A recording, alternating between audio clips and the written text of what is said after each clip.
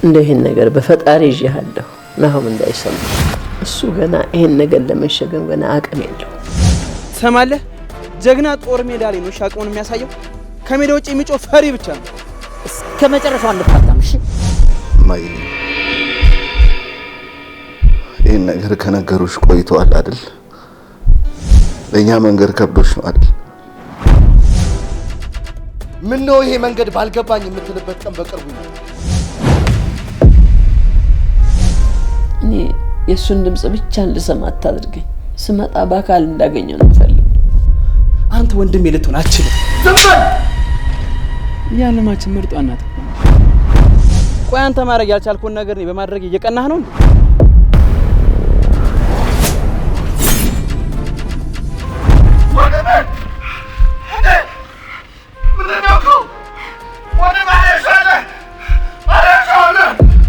አንዳንዴ የገባን እውነት ካልሆነ ባይገባን ነው የሚሻለው እሺ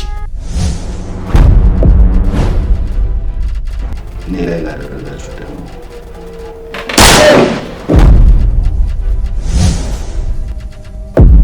ወንድሜ ላይ ጥይቱን የተኮስኩ አንተ ነህ አይደል እናትህ ሆድ ብትገባ አታምልጠኝም እሺ ወሽ ልጄ እንኳን መጣልኝ ልጄ ነው የበላጅ ባልጮሃልኝ የምን ጅብ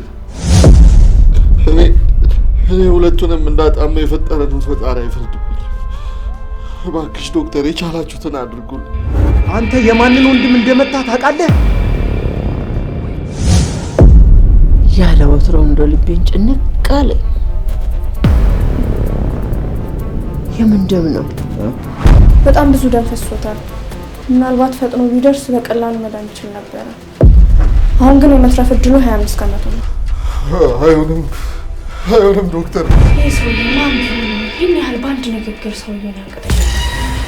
አሁን ስለ ሰዎቹ ማንነትና ስለ ገንዘቡ በግልጽ ሁሉንም ነገር እንድትነግረኝ እፈልጋለሁ